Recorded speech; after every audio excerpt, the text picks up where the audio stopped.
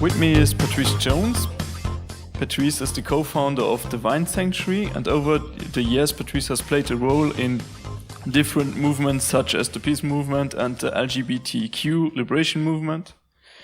And in her presentation today she will explain the intersectionality of the oppression of women and non-human animals, and argue that understanding this link is essential to building a consistent animal liberation movement. Is that correct? Sure. Then, thank you very much. The floor is yours. Merci.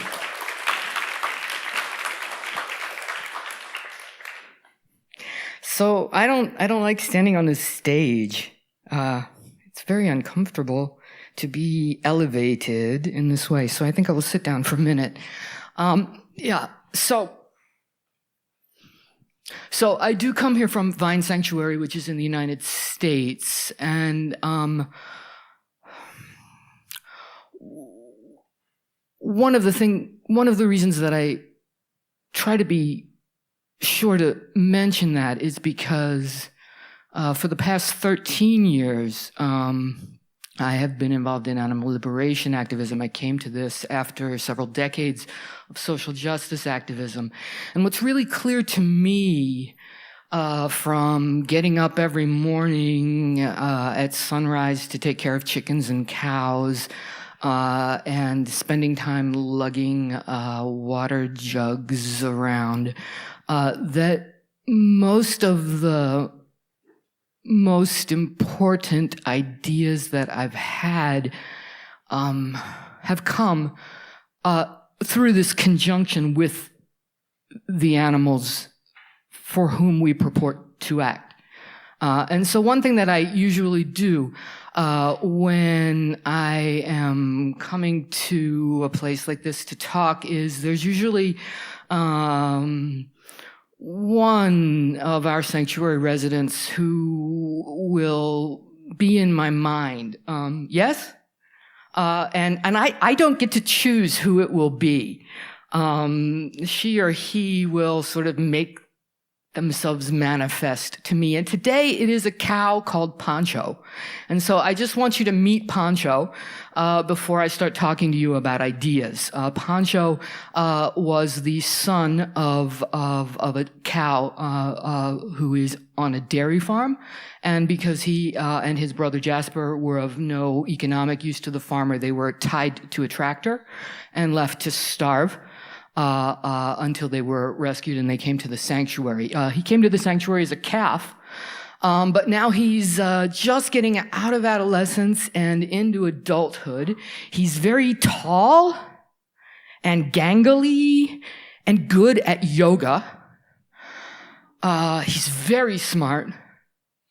And in his intelligence reminds me that animals have their own ideas about what they want and what they would like us to do.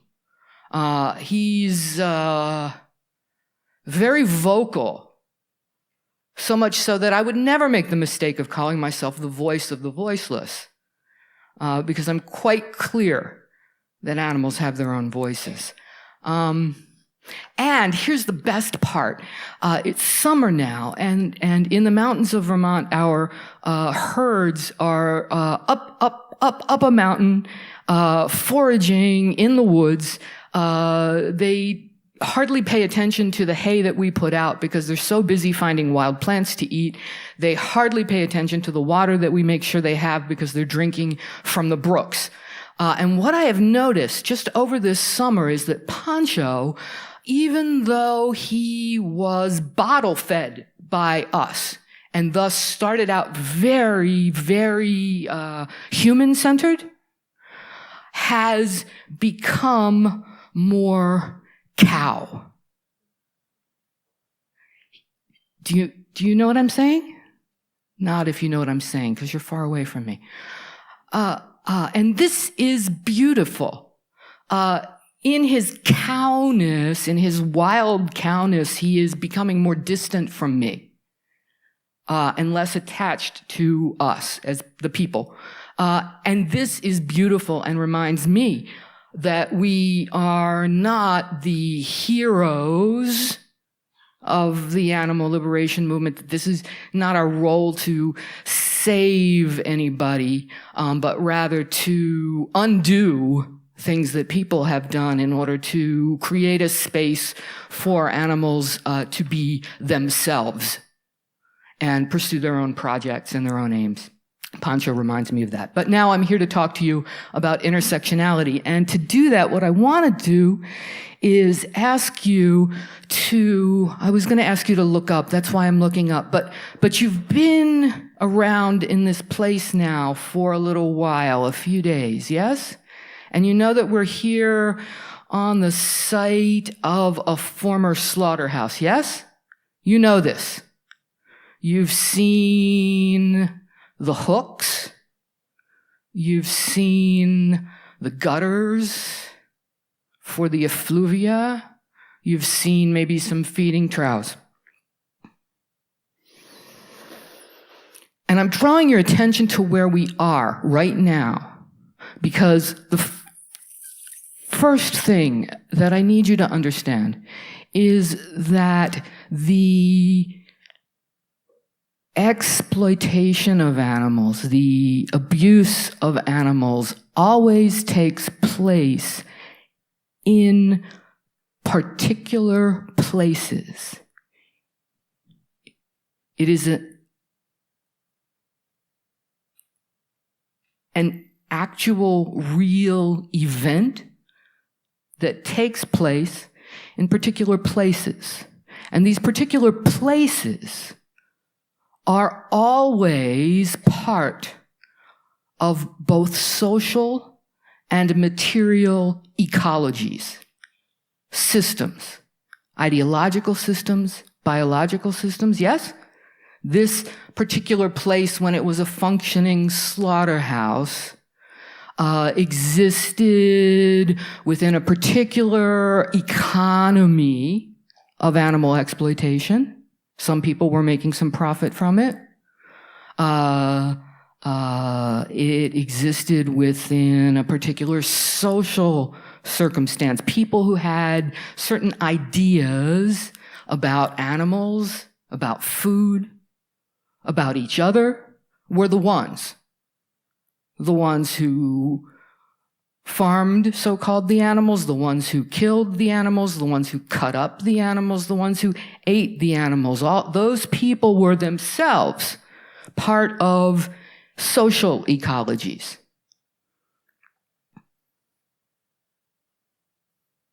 What I'm trying to say here is that every act, I'm going to come down here with you, every act of animal exploitation, every act of animal abuse is a product of certain forces. Historical forces, material forces, social forces. And none of those forces exist in isolation from one another. They are always part of systems. Think back to what you've seen when you've looked up and you've seen those hooks or the gutters. The hooks don't make any sense all by themselves. The gutters don't make any sense. The slaughterhouse itself was a system, right? And you can't understand the slaughterhouse by just looking at the hooks and trying to analyze them all by themselves. You have to understand how the hooks relate to the gate, relate to the gutter. And the whole turns out to be much more meaningful than the individual parts considered in isolation. Yes? Okay.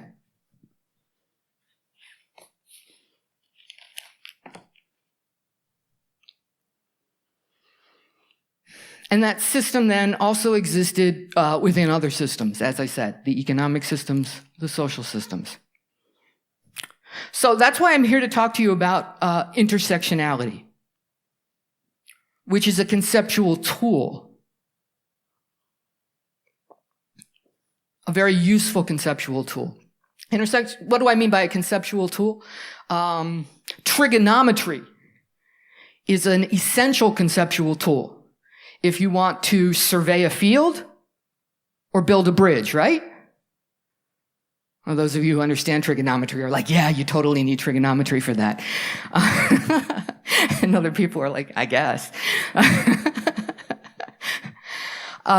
You'll just have to take me at face value. You need to know calculus to do certain things in engineering. And if you and so that's an essential conceptual tool. So what I'm here to tell you is that intersectionality, like trigonometry, is an essential conceptual tool for those of us who want to survey the field of animal inequality, and particularly how this might relate to other forms of inequality. And for those of us who would like to build bridges to other movements, which I think we need to do, because the other thing you might have noticed is that there aren't that many of us here.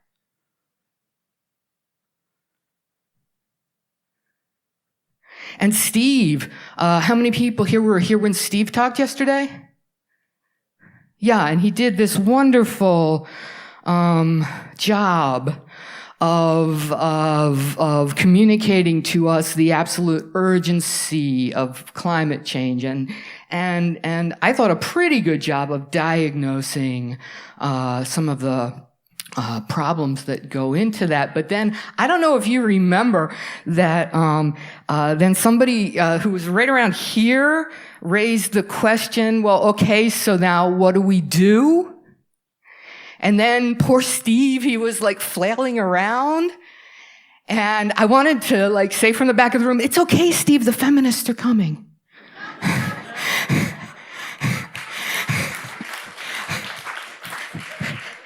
And it happens that we've been thinking about this for a really long time. We've been thinking about this whole question of how to build bridges between movements, get people to see the connections between what they're interested in and what you're interested in, for literally decades now. So what we're going to do here today is I'm going to introduce you to a really important feminist concept called intersectionality, which began in the United States within Black feminist thought, but is not only a U.S. product, because this concept proved to be so interesting and useful that then activists working all over the world in different social movements have picked it up, thought about it, extended it, used it, carried it forward. So I'm going to talk to you a little about the history of the concept, because you can't understand it if you don't know the history, and I'm really tired of people using the word as some vague sort of reference to race. So I want us to understand the concept, but also because it's a really useful concept. Then I'm going to talk to you about the implications of the concept. I'm going to talk to you about the things you might need to do to prepare yourself to work intersectionally. And then I'm going to give you some examples that you've already heard here at the conference of intersectional work, in the hope that this will spark your work. I'm also going to give you some sort of basic tenets of ecofeminist praxis.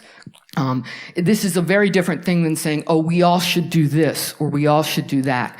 I'm going to talk to you about some basic principles that should guide our activism. One of them being that we need to understand the biodiversity of strategies and tactics, and that the last thing we need to do is have all of us doing the same thing. Okay. Following me so far? Somebody was talking to me the other day about how Americans move around a lot when they're talking. And I'm worse than most, but that's just, we'll have to deal with that. Okay. So, I'm actually nowhere near, there are people here who have seen me talk before, right? I'm not hyper at all right now, right? Right? You've seen me like fall over things and write on myself and trip, and yeah. I haven't done any of that yet. I'm really excited. But these steps, that's going to be dangerous. Okay, so, all right, so time warp back to round about the late 1960s in the United States, when both the feminist movement and the civil rights movement were active. And what was happening at that time was that women of color in each of these movements were encountering sort of mirror image problems. In other words, within the civil rights movement, they were being told that their concerns as women had to wait until racial justice was achieved. And within the feminist movement, they were being told that, of course, what's most important is the thing that we all share as women, we're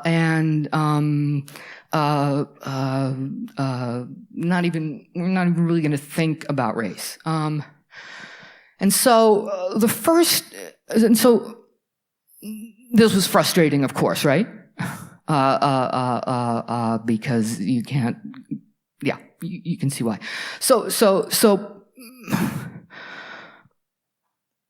people started reaching for ways to try and talk about the experiences of women of color in the United States who were experiencing both racism and sexism. And the first concept that someone came up with that got some wide play was the concept of double jeopardy.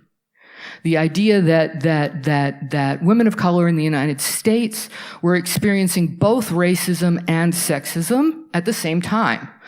But double jeopardy proved to be not entirely adequate to explain the experience, because double jeopardy makes it sound like double is like 1 + 1, yeah? So it's like racism plus sexism. And when you add two things together, you can also really easily separate them back apart, yeah? Like if I pull this, and then I can say, well, this is this piece and this is that piece. And the experience of racism and sexism in conjunction with one another was not one where it was very easy to say, oh, this piece of it is racism and this piece of it is sexism. It turned out that the relationship was more multiplicative. What's 6 times 7? 42. Okay, everybody imagine 42? Okay, now which of those is the 6 and which is the 7? You can't say, can you? No, because the 42 is the product of the 6 and the 7 in interaction with one another. And so, a black feminist thinker by the name of Kimberly Crenshaw was the first to use the term intersectionality to try and explain this multiplicative interactional phenomenon between racism and sexism. And if you're interested, all you have to do is, and you read English well, because it's kind of a high-flown article, then you can just Google Crenshaw intersectionality, and you'll find the PDF of the very original article that she wrote about this. It's interesting to read. So why did she choose this word intersection? Well, imagine that we are at the intersection of Rue de Luxembourg and... Tell me another street. Somebody from here. Rue du Canal. Okay, so we're at that intersection. And we're standing right in the middle of the intersection. Which is one street and which is the other?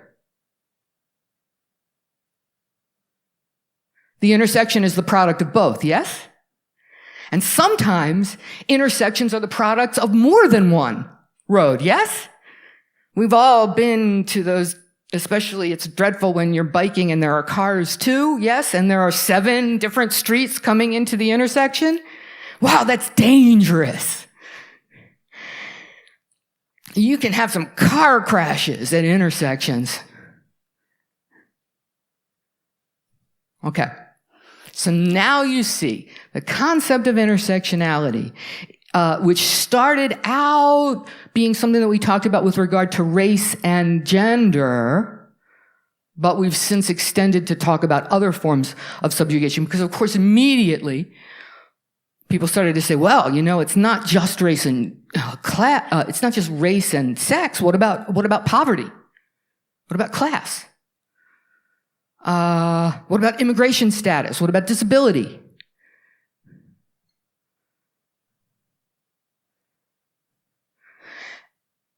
And so this idea begins with just the understanding that the relationship between different forms of oppression, we'll get to speciesism in a minute, it's definitely in that intersection. But my feeling and the feeling of other people who've thought about this is that it actually is sort of foundational to the other forms of oppression. And if we can understand how that is, and we can talk about how that is, then we can start to make some serious alliances and get some serious activism going. But let's keep going with intersectionality and its extensions before we get to extending it out to speciesism. So it starts out, we're thinking about intersectionality with regard to race and gender. And the basic idea here is that it's a product of the interaction. You can't separate them out.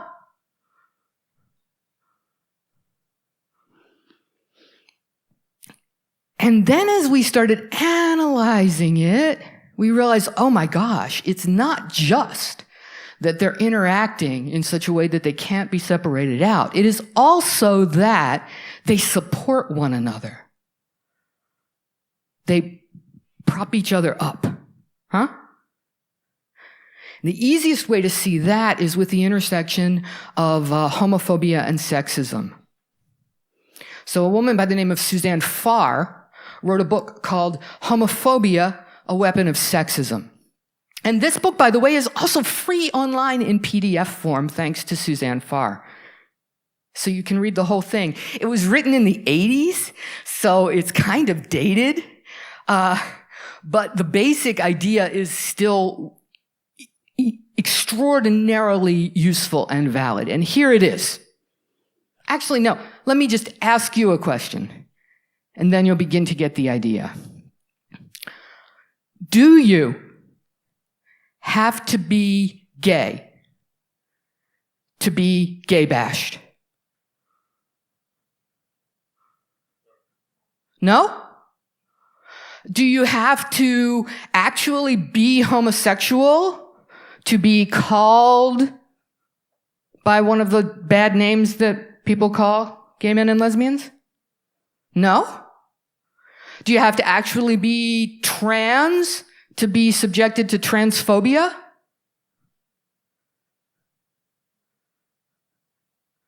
Well, what do you have to do? What do you have to do to be gay bashed? What? Wear a pink shirt, for example. If I wear a pink shirt? If you wear a pink shirt as a man. Okay, so it turns out that all you have to do to be subjected to homophobic discrimination or violence is transgress gender norms. And it turns out then that homophobia is not really about homosexuality at all. I mean, yes, some of homophobia has to do with bias. Some of it has to do with prejudice. Some of it has to do with ignorance. Sure, that's in there. But what Suzanne Farr led us to understand is that there is a structural function to homophobia. And the structural function of homophobia is to maintain the gender system, is to keep men in their place and women in their place. Make sense? Now, this was very exciting to think about. Because now, and this is how it actually happened, before she had that insight, feminists never did any work on homophobia. After she wrote that book, feminists all understood that if they wanted to do something about sexism, they also had to do something about homophobia. Genius. Now you're starting to see where I'm going, yeah? Okay, why it might be very, very, very important for us to understand and be able to articulate the relationship of speciesism to social injustice, and environmental despoliation. I have to look and see what I'm going to say next. How far? Okay. So, another set of ideas that's really useful for you to understand, that's part of intersectionality. We're extending it out. So, right? So the first we're just thinking about race and sex. We start thinking about class. Suzanne Farr comes up with these great ideas about how homophobia fits into the intersections. And now here come some ecofeminists. And they're interested in saying, how do we work this all out with environment? Does this link up at all with how we treat the earth or not? And not surprisingly, their conclusion was, oh yes, it matters. It links up very much so. And ecofeminists have come up with a number of ideas that have been useful to us in thinking through that intersection. But one of the most useful and the simplest to understand is the idea of the logic of domination. The logic of domination. Val Plumwood is someone who has talked about this.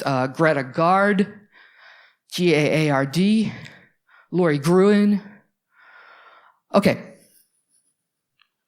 In a nutshell, the logic of domination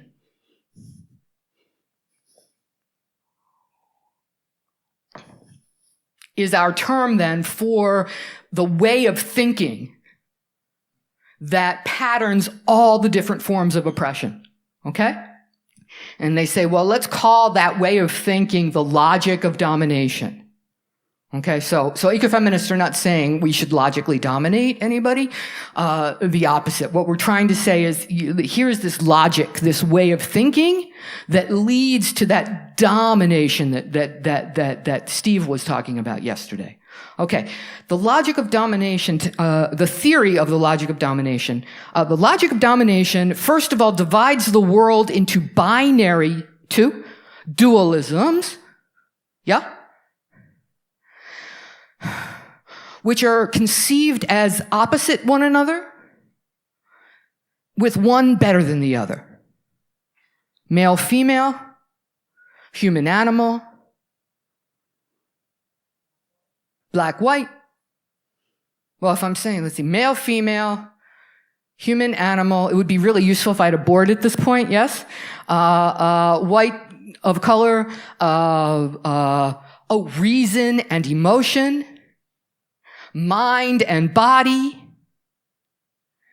culture and nature. And in each of these, and we could go on, yes?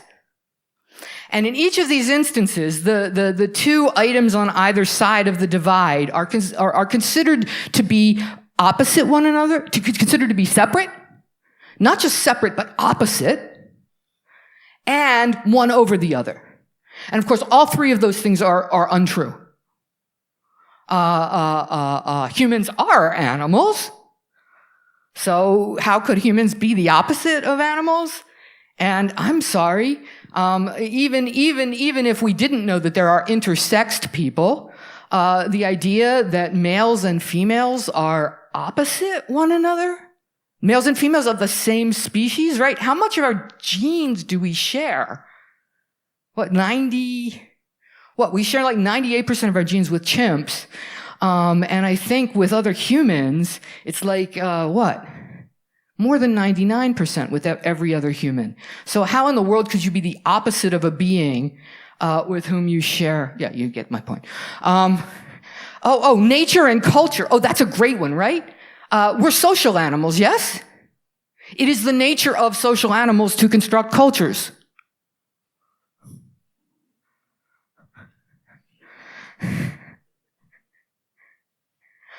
Oh my gosh, what were some of, reason and emotion. As somebody, as a psychologist, I can tell you that's just, thoughts and feelings. Those are just categories we made up to differentiate among, some of our biological states that happen involving the brain.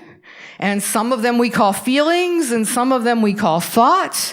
But if you're the one person who can tell me you've ever had a thought that didn't have any feelings attached to it, I would like to meet you, and we need to scan your brain.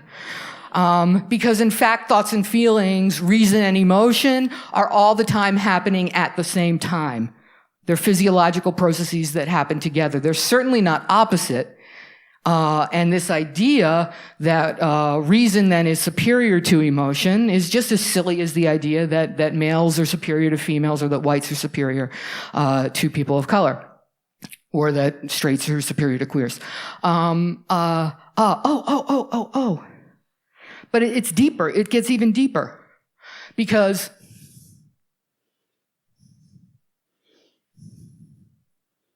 the logic of domination also tells us something about how oppression works. And this is something we need to understand, right? We need to understand the mechanics of something if we're going to fix it. Same thing, to fix a car, you got to know how a car works, right? Which I do not, but I can fix a bike. So that's good.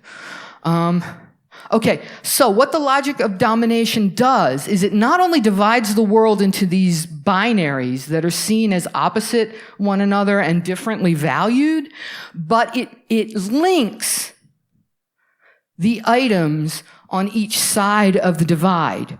So males are considered to be more rational, while females are considered to be more emotional. Yeah?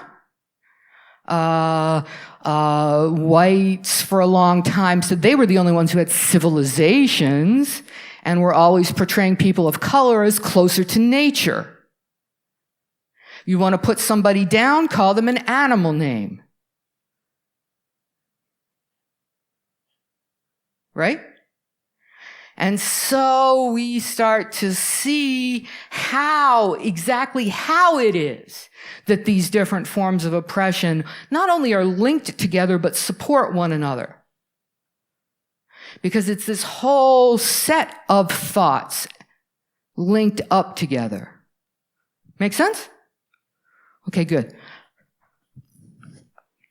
Next important point in intersectionality.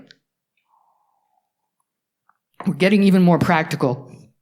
But I hope that you in your own minds are some of you at least, are you starting to see some implications here? Maybe have some ideas? I'm hoping that you won't rely on me for the ideas. I'll have some good examples, but here's the next important point. Intersectionality says, the theory of intersectionality suggests, and I believe it's accurate, and we've seen some evidence that it's accurate, that if you want to make a difference, then where you want to put your energy is at the intersections. I wish I had my hands. This is why I didn't want to hold the mic, because I need to gesture.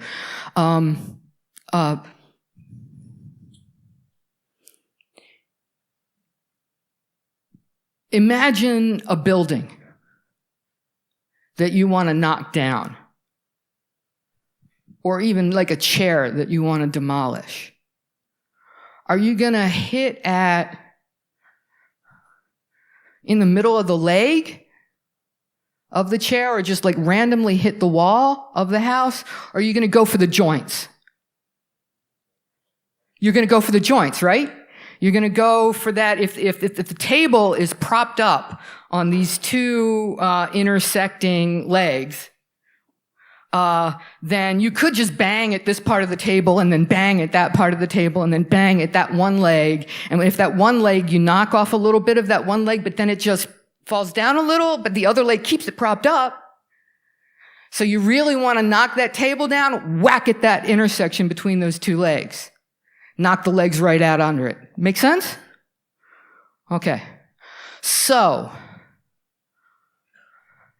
It also happens to be that if you're working at the intersections, you're going to have more people interested in doing what you're doing, right? Because you're going to have a greater number of people who are affected by this particular focus that you have. Yeah? Okay, so the theory of intersectionality then tells us that it's not that it's useless to just work on one problem or another, but that we'll be most effective. We'll get the most bang for our buck if, euro? Got my joke, okay. If we can work at the intersection. So let's talk about some of the implications of this. Wait. Okay, so here are the implications of what I've said so far. First, if we fail to take intersectionality into account, then our understanding of whatever it is we're trying to understand, including speciesism, will be incomplete. All of these forms of oppression exist in a system with one another. And if we're just trying to understand one of them in isolation, no matter how hard we try, if we're not taking the intersections into account, we simply will not have an accurate understanding. And of course, for activism, as with everything, any other kind of problem solving, the first step to effective problem solving is having an accurate conception of what the problem is you're trying to solve. Yes? The next implication is that if you don't attend to intersectionality, you may fall into error in various ways. One way that you might fall into error is what I said before, when you're just sort of whacking away at the one leg and you're not paying attention to the fact that there are these other legs that are propping it up. And so you maybe knock away a little bit of the one leg, but it self-corrects, and you haven't actually done what you were intending to do. So that's one form of error you could fall into by not attending to intersectionality. But another form of error that you could fall into would be to take some actions in the service of your goal, which are in fact hurtful to somebody else, to some other goal.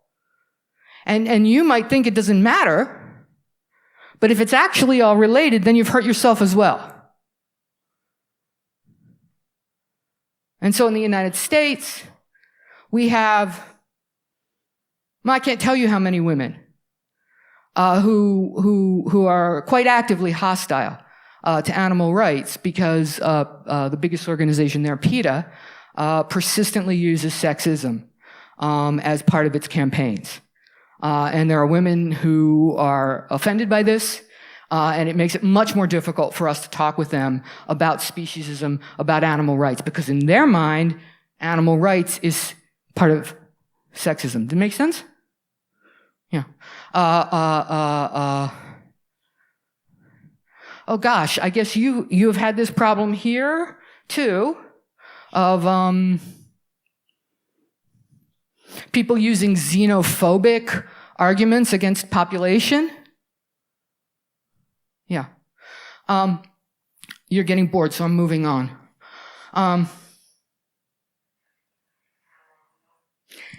Those were the two downsides. The upside is that the theory of intersectionality tells us that if we pay attention to the intersections, we're going to see opportunities.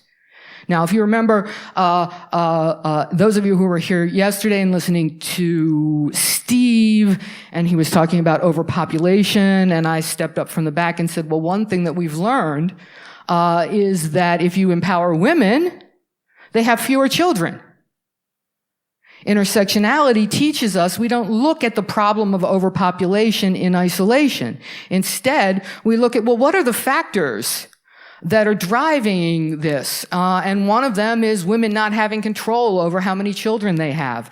Women living in poverty and not knowing how many of their children will survive and feeling the need to have more so that at least some will survive.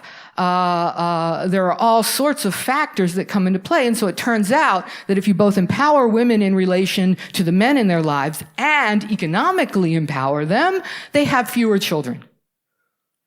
The opportunities for us in terms of the animal liberation movement are even bigger. If we attend to intersectionality, if we use this conceptual tool in the way that we could, we will not only gain a more accurate understanding of the problems we're trying to solve, but we will be able to talk about the relationships in ways that will then lead others to see that animal liberation is their project too. Yesterday, Steve was talking a lot about climate change. I personally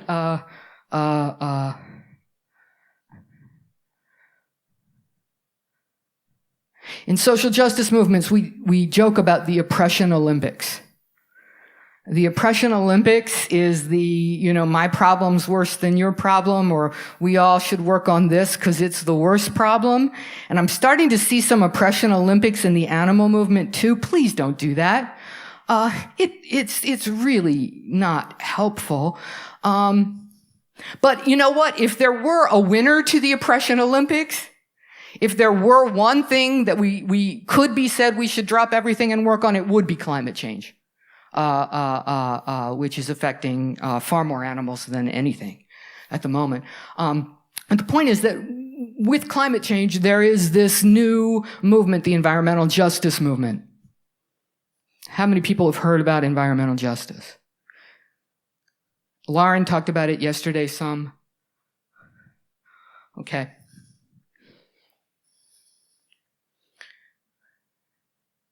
At present, the environmental justice movement is probably the quickest growing movement worldwide. And it is my prediction that as climate change continues apace, this will be the growing social change movement. It's a movement that is intersectional, but not yet fully intersectional. It's intersectional in the sense of that it understands the ways that environment works together around race and around gender and around poverty. But at present, for the most part, not all, but for the most part, the environmental justice movement is a people-based movement that focuses on environmental problems as problems because they hurt people. And has, as a movement, has not yet seen that the agenda of the animal liberation movement should be its agenda too. If we can learn to articulate how and why that is, which will also mean, by the way, not just that we get other people to care about animals, but that we care about people.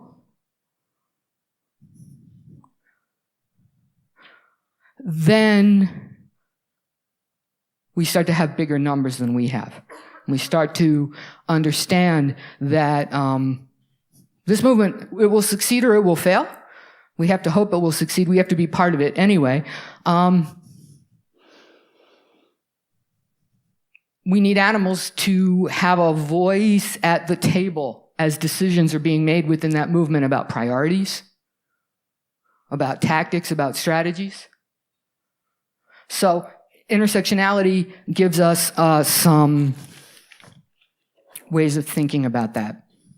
I'm going to shift gears here, and I'm going to jump up here and jump around up here to wake you up.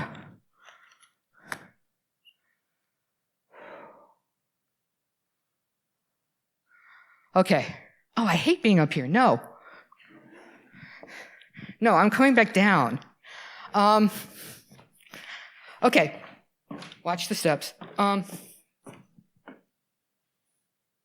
Have I convinced you that intersectionality is a useful conceptual tool? Okay, so then the question becomes, how do you do it? So the next part of our program will be me telling you some of the things that you can do to build your own capacity for intersectional thinking. Sometimes when I'm speaking, I didn't realize it for a long time until recently a young activist, she was talking to me and she was like, oh, well, Pattrice, you know all these things. I'm like, well, I don't just magically know them. I wasn't born knowing them. I did things that led me to know them. So I'm going to tell you some of the things that you can do to learn to use intersectionality. Now, you're going to have to make an affirmative effort to do this, and I'll tell you why. If you went to school here in Europe, or if you went to school in the United States, then you were schooled within the logic of domination. They may not have taught you that males were superior to females. They probably did imply that culture was superior to nature. They certainly implied that rationality was superior to emotion. And they taught you to think about problems by abstracting them from their context in order to look at them more clearly. Yes? You learned, and this works very, very, very well for certain kinds of problem solving. When you are trying to solve an algebraic equation, it is really useful and in fact essential to get x all by itself on one side of the equal sign and everything else on the other side. Yes? That's a very useful way to think about a very limited number of problems. But if we think that way about ecological problems, we fall into error, or we don't see what we need to see. Imagine there's a pond, and in that pond are some fish that a scientist would like to understand. And imagine that in order to understand those fish, the scientist reaches in and he pulls one out and he puts it on the table, and the poor fish is gasping for air, or not for air, gasping for water, but finding only air, flops around and dies. And the scientist then says, fish behavior, flopping around and dying. But that's not fish behavior, right? He took the fish out of the context and fell into error. Similarly, let's say that a whole bunch of the fish in that pond start to die. If we only look at the pond, we look and we don't see what could be making them die. But you know what? It turns out that 30 kilometers away, there's a factory, and that factory isn't releasing anything into the water, but it's got some smokestacks. And out of those smokestacks is coming some pollution, and that pollution has killed some birds, and those birds usually eat some butterflies, and those butterflies, let's say dragonflies, and those dragonflies usually eat some other insect, and because they're not eating that other insect, this kind of frog doesn't have as much food as it usually has, and so now it's eating the food that the fish usually eat, and the fish are dying. That's the answer, right? And you can't see that answer unless you're actually looking for connections rather than abstractions. Does that make sense? So intersectionality is actually a form of what we would call ecological thinking, or systems thinking. And in the sciences, since the 1970s, we have come to understand, and I say we as one kind of scientist, a psychologist, but there are in numerous other sciences, in the biological sciences, in physics, again and again and again and again and again, we have come to this understanding that we have to look at systems and the relationships among elements of the system rather than looking at variables in isolation. Make sense? So we cannot look at foie gras consumption all by itself. We have to look at the material and social systems in which the production and consumption of foie gras occurs. if we really want to end foie gras. To just take one example. So, you need to think systems-wise, but you've been trained otherwise. And so this means you will have to make, if you haven't already, and I do not mean to be disrespectful to anybody who's already been thinking ecologically, but for many of us, we have to make an affirmative effort to learn to think relationally rather than abstractly, to learn to think contextually rather than abstractly, to learn to think about systems and the relationships within systems, and then the relationships of systems to one another. And this is hard work. I'm going to get to the happy part at the end. This is hard work. It's satisfying work, though, right? I mean, isn't it great when you, understand something that you didn't used to understand? You get that little burst of brain chemicals that makes you feel really happy for a second. So, it's hard work, but it's rewarding work. And it's essential work. So what do you need to do? One, just be aware that you're going to need to start thinking systematically, intersectionally. If you haven't learned much about ecology in the past, it might be time. If you haven't heard of systems thinking before, you might want to look it up on Wikipedia. But you also may want to set yourself some very specific tasks. And now I am going to go up because I'm going to have to read while I talk about it. Here's what I did. Oh, I didn't even tell you who I am. It was just this vague reference, right, at the sanctuary and social justice work, right? Okay, I started doing social justice work in the 1970s as part of the gay and lesbian movement, which was actually the same year I quit eating meat. I didn't know at the time they were linked. And then there did come a time where I worked for several years at the Ella Baker Nelson Mandela Center for Anti-Racist Education, which was in Michigan in the United States, and which worked from intersectional perspective.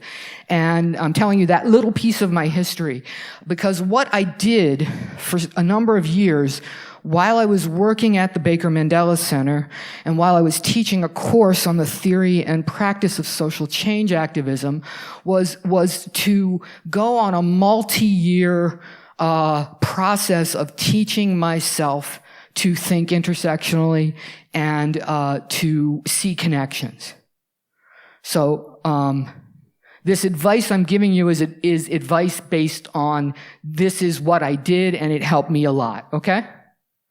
So the first thing that you need to do when you want to see intersections is to have some knowledge of the things that you're trying to see intersections among.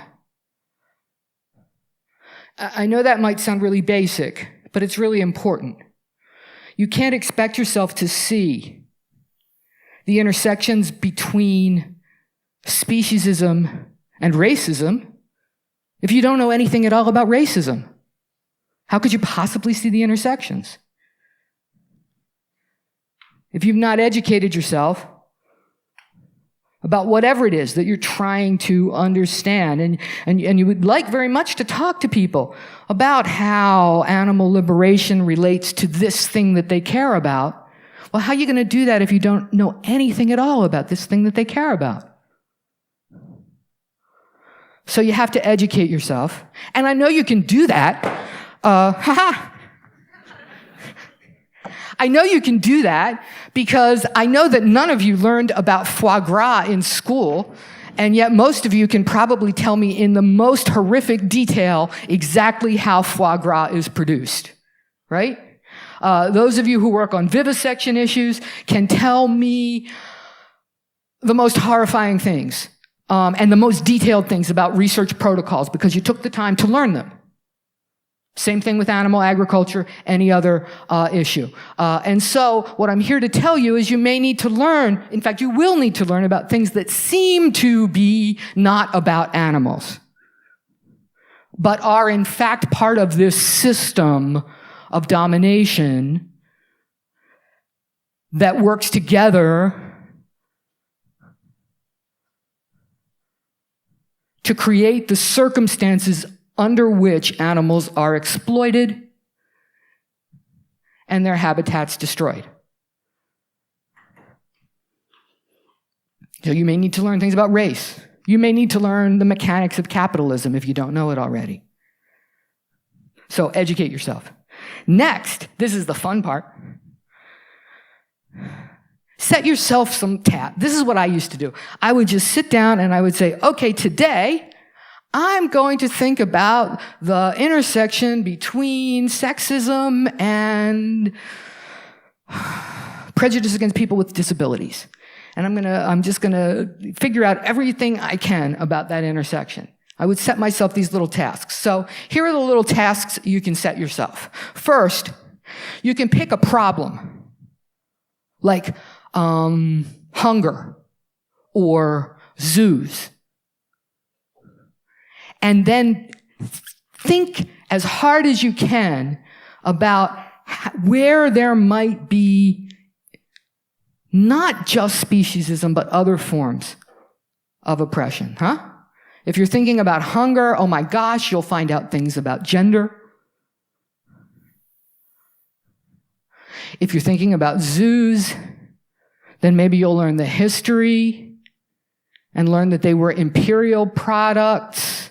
You'll learn that people of color were held in zoos.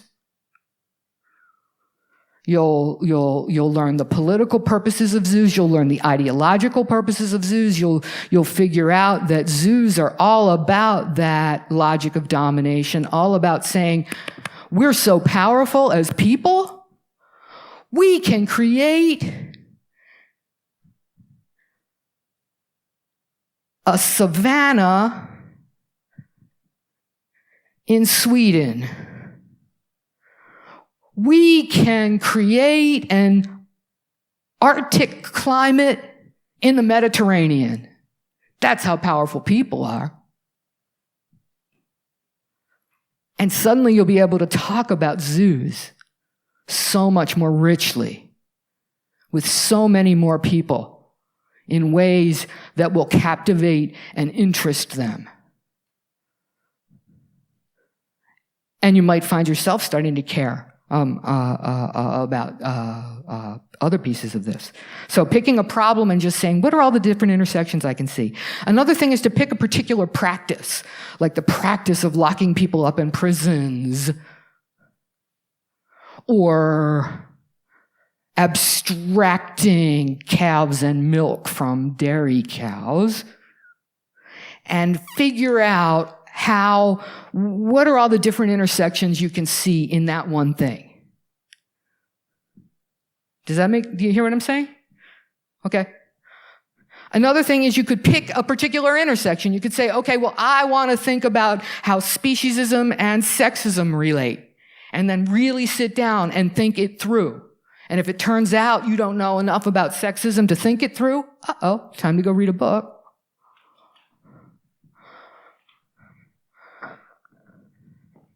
You can think about an aspect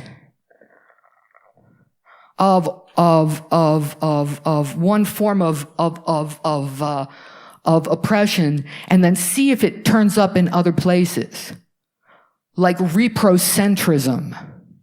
Reprocentrism. Everything depends in animal exploitation on the controlled reproduction. Yes?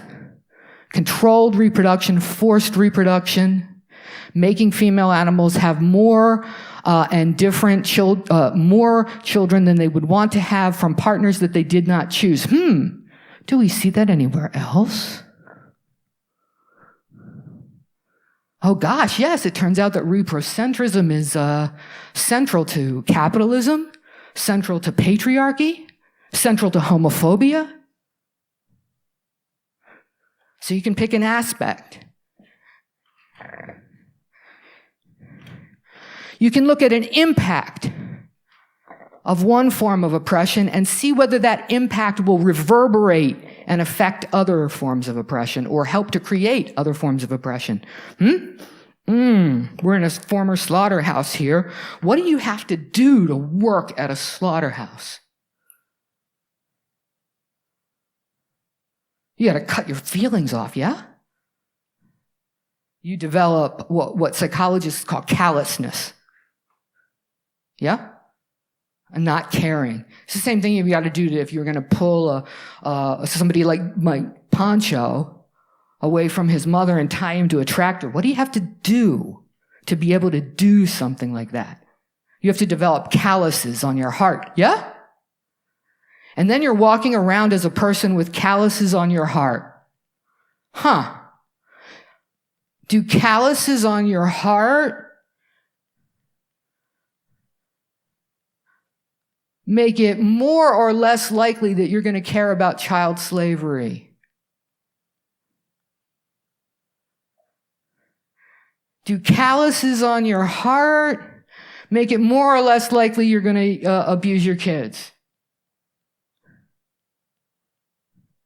Do calluses on your heart mean that you're going to be able to sleep soundly even though that you know your whole life depends on the subordination of other beings? That your whole economic way of life is built not just on the backs of non-human animals, but on the backs of workers? I think the answers to those questions are obvious. So you can think about one impact of the form of oppression you're thinking about, and whether or not it reverberates to create other problems, what seem to be other problems, but are part of one big system of oppression. Next, you can think about a particular feature. One feature that's very common, let's say in both racism and speciesism, is the invisibility of privilege. For the most part, white people in the United States, but elsewhere as well, walk around without any conception whatsoever of the very real and material benefits that they get by virtue of their skin. And I would argue that most people, other than animal liberationists, walk around without any conscious awareness of they haven't thought through the privileges that they have over other animals, huh? They're just assumed. They're not even visible to them. They're not even thinking about it. You're like, oh my God, this is so illogical. How can you be acting this way? How can you be thinking this way? Well, I'll tell you why, because they're not thinking about it. It's invisible to them. So the invisibility of privilege. Oh, and not thinking about things. That's another good one, right? I don't know how many times our sanctuary used to be located in a poultry producing region for the first 9 years. We were actually on a little, we had like 2 acres and there were literally factory farms all around us. I couldn't bike 10 minutes in any direction without seeing factory farms. And now we're in an area of dairy production. I don't know how many times people involved in the poultry industry said to me, and I quote to you, I couldn't do it if I thought about it. Not thinking about it. Well, gosh, there's all sorts of things we're not thinking about, huh? Climate change? So not thinking about it turns out to be not a particularly helpful habit of mind.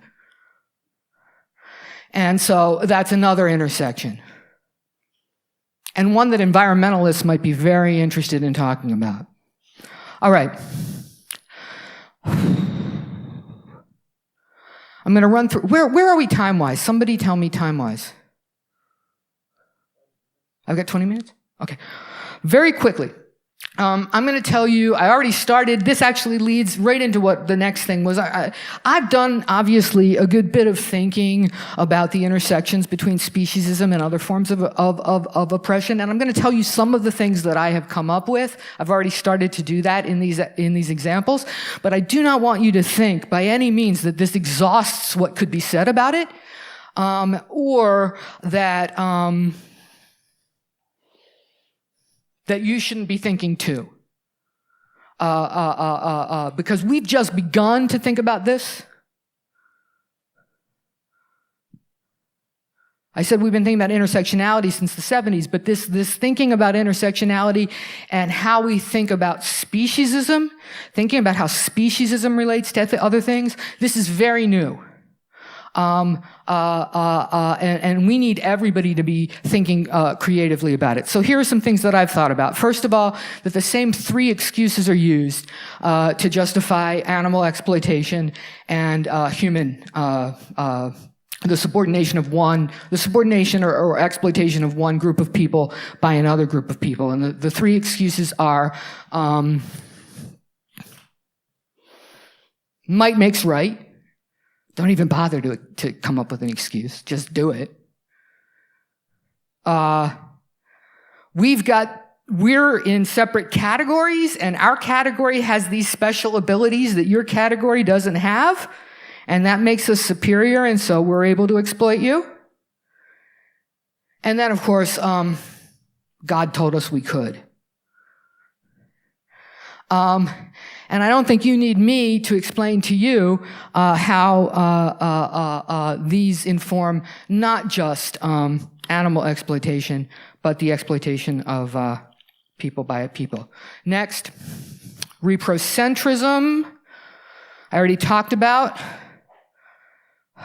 Oh, this habit of wrenching ourselves up and out of the ecosystem and then turning around and chopping it into little bits and pieces to be bought and sold for profit kind of underlies the whole thing.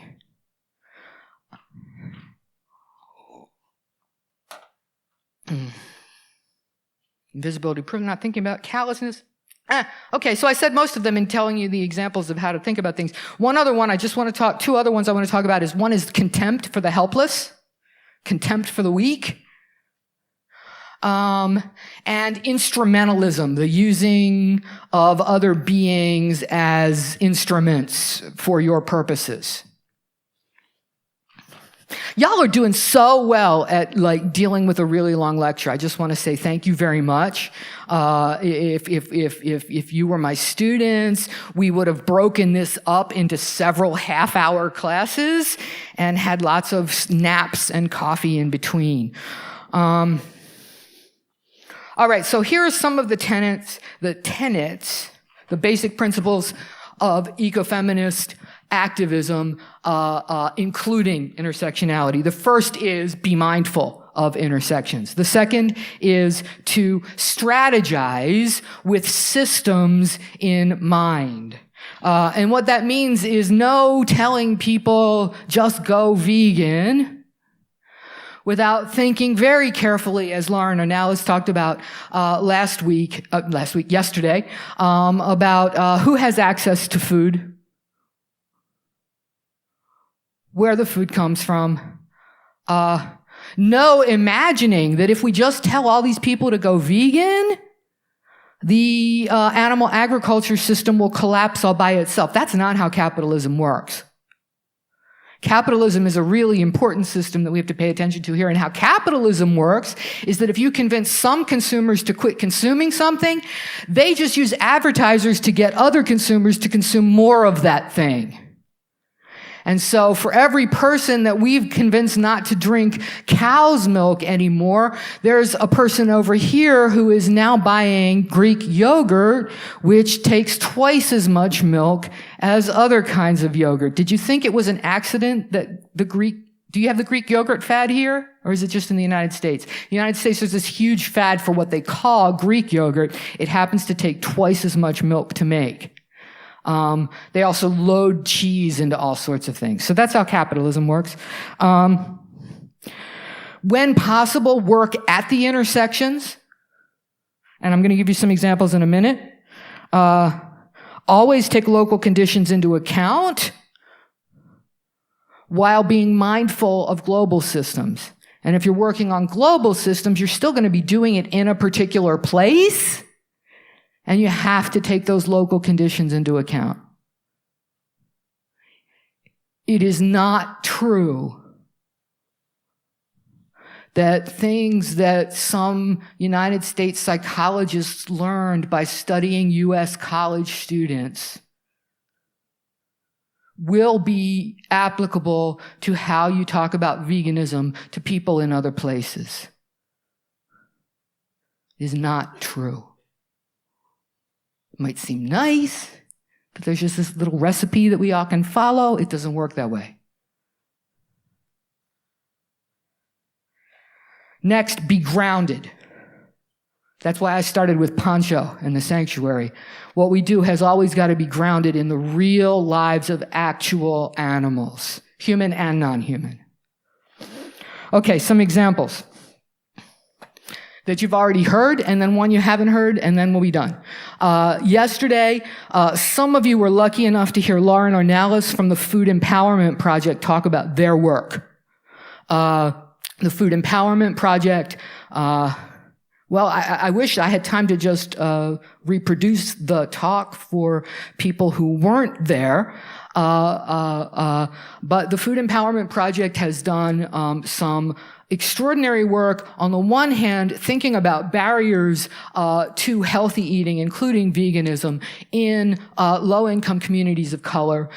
They didn't just come in with some ideas that they had up in their heads. They said, let's do some research. They went to actual grocery stores in the actual neighborhoods they were interested in. They talked to people from the actual communities in their own language to find out what their concerns were.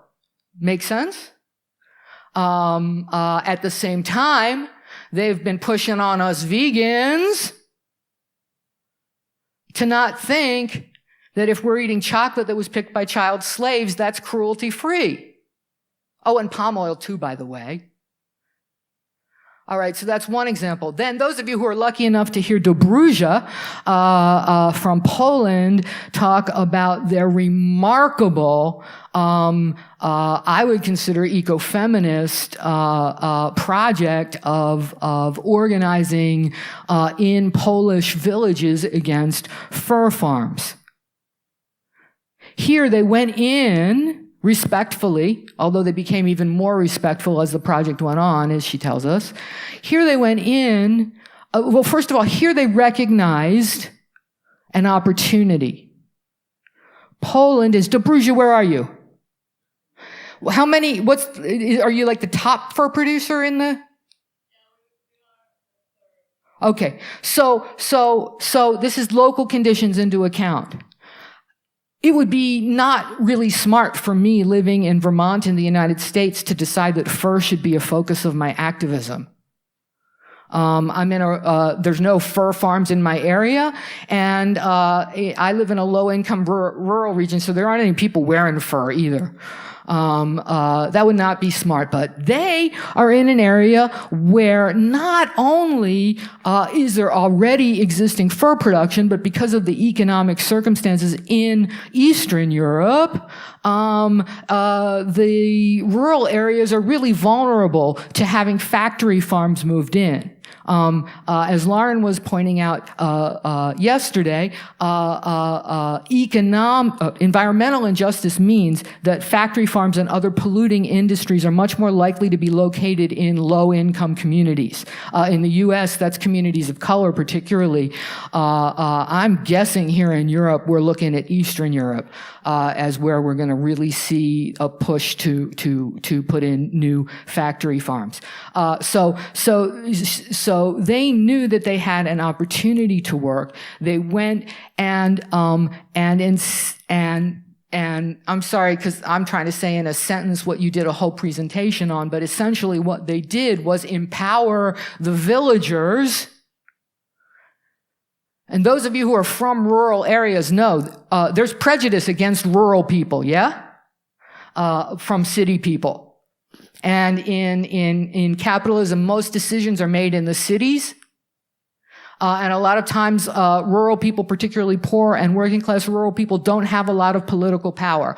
And so what they did was give skills and tools, share skills and tools with villagers, while at the same time educating them about the fur farms. And the folks decided, hey, we don't want this. And so it wasn't animal rights activists blocking the fur farms, it was the villagers themselves blockading the roads, elderly women staffing the blockades to keep the fur farms out.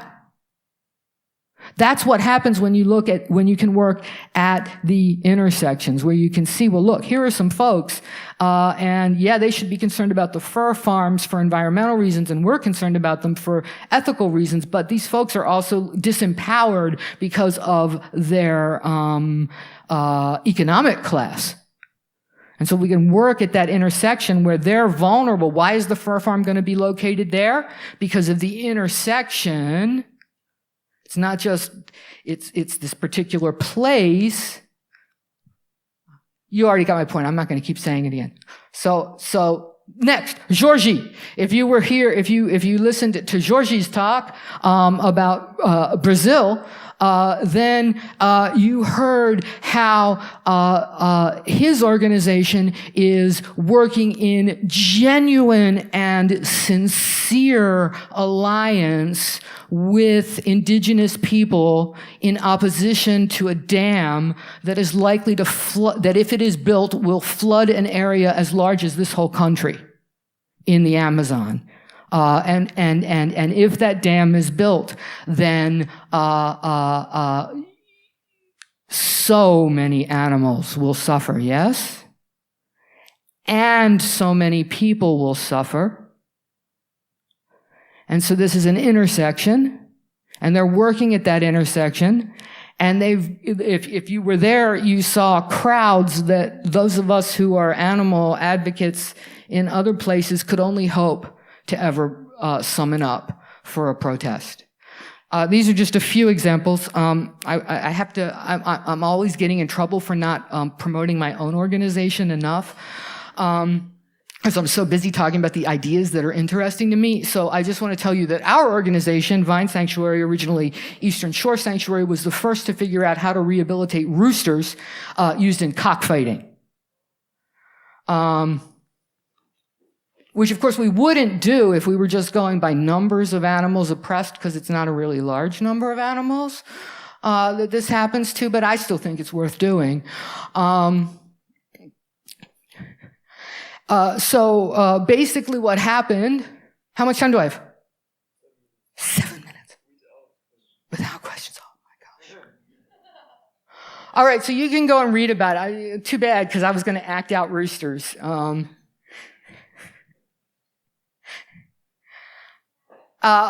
Basically, what we figured out, the very first bird that we rescued, we thought was a hen, and then turned out to be a rooster. And this then led us to start thinking about the stereotypes that people have about hens and roosters. And this then led us to understand something very important about the intersection between speciesism and sexism, which is that people use animals as part of the process of socially constructing gender roles. People in storybooks and cartoons and movies and in activities like cockfighting, map their gender roles, their ideas like males are aggressive, onto animals. And then either trick or force the animals into acting out those stereotypes. And then they point to the animal and say, well, animals do it, so it's natural. And this helps to make very injurious ideas about gender, such as the idea that males are inherently aggressive. Now, I know that we feminists are always charged with being anti-male, so I'm always amused to be the person who figured out how to help these roosters. And it was because I do not believe the stereotypes about males. And so we figured out that these birds are fighting because they were traumatized. These birds were not fighting because they were aggressive. They were fighting because they were terrified. And they were terrified because of the things that people had done to them. Cutting off their combs, raising them in isolation, injecting them with testosterone and methamphetamine, attaching knives to their spurs. And then when they try to run away, throwing them back into the fight again. So we figured out, and when those animals did come to us, yes, they did try to fight. Not just other roosters, anybody they saw. Songbirds flying by. And we put into place a program which you can read about online if you visit our website. We were the first, and now other people do it as well. But along the way, we thought and we talked about gender. And talking about these issues, I can tell you, I don't know how many times I've been invited to talk to feminist audiences about animals, about the roosters. And guess what? While I'm talking to them about that, I also mention, I don't know, what happens to cows. And the next thing you know, all the women in the audience are like holding their breasts, because I'm asking them to imagine what would happen to them. And the next thing you know, they're telling me they're going to quit milk. So that's the power of intersectionality. And I have to end on a happy note. So, because I really am hopeful, because I choose to be. So here we are. We're in a former slaughterhouse, yes? Former.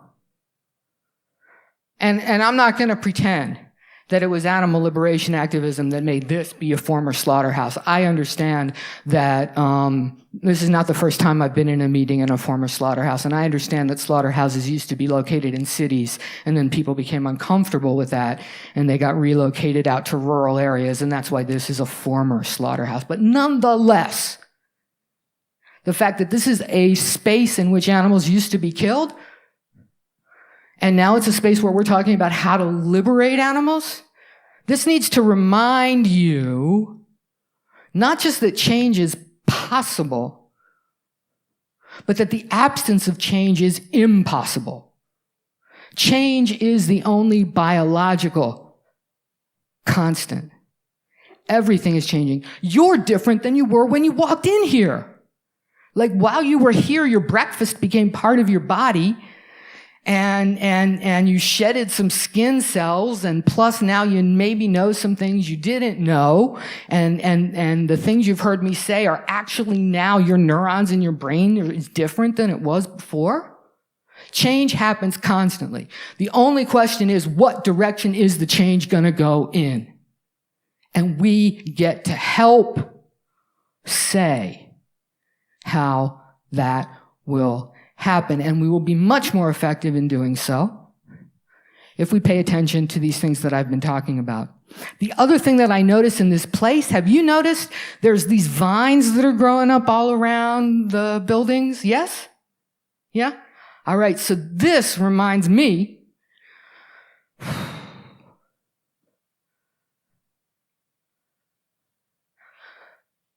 that there are forces. You can call it, you want to call it nature.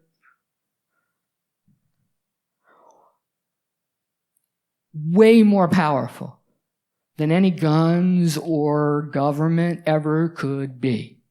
Tree roots can break up concrete. Vines can pull down fences.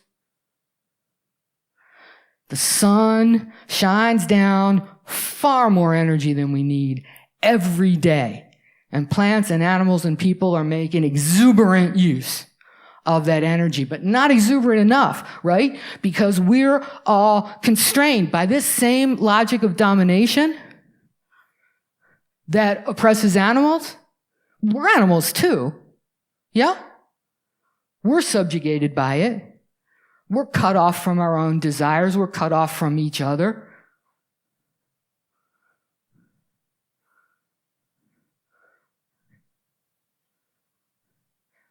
Do you know there's some countries where homosexuality is illegal? You know that, right? You know there's some countries where you go to jail for it?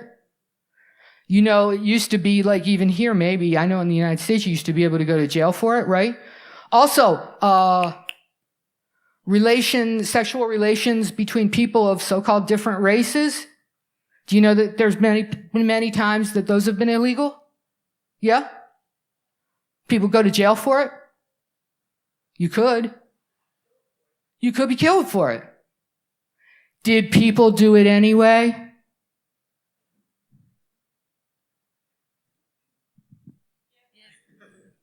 A lot. You know why? because that, I don't know whether you want to call it love. I don't know whether you want to call it eros. I don't know whether you want to call it reaching for a connection. That impulse in you is there. You were born with it. It's your strongest natural resource. And I'm here to tell you it's a renewable source of energy. And it's way more powerful than guns and governments. And what it tells you to do is make connections to other people. And I'm not just talking about like getting lucky. I'm talking about real, meaningful connections with other beings. Other people, yes, but other animals, yes. Ecosystems, yes. You have that impulse. It is there, and you want to make connections. You might have been thinking when you were listening to Steve talk, or any time here, you think, oh my God, this is so big. How can I solve this problem? You can't. We can. And so that impulse that leads you, notice I'm still talking about connections, intersections. That's the whole theme of this talk, yeah? So the more that you understand these intersections, then the more able you're going to be not just to see connections between different problems, but to make real and meaningful connections with other people who will work with you, and together there will be enough of us to do what we need to do. And I think I am out of time now, and I know you're going to want lunch. So thank you for listening to me.